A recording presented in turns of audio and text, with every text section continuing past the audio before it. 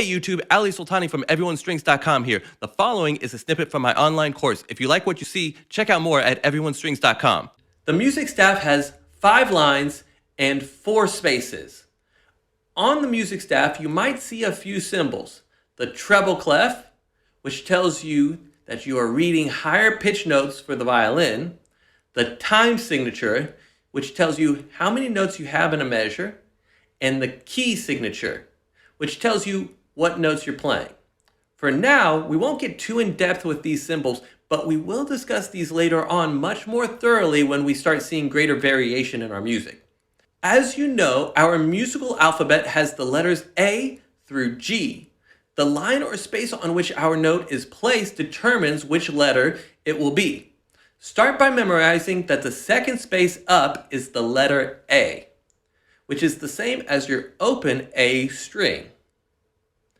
From here, if you go up to the next line, you get the letter B. The next space up from there is the letter C. This trend continues up the musical staff through all the letters. Once you reach this point at G, remember that going up again will recycle your letters back to A.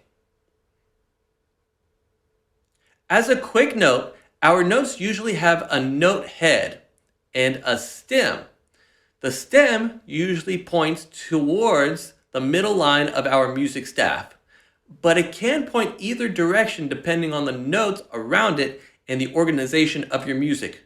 Whether a stem points up or points down doesn't matter. The only thing that determines a note letter is the note head. So look at the round parts of your notes when reading.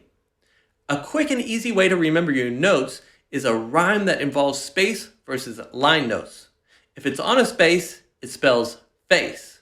For lines, we say if it's on a line, every good boy does fine.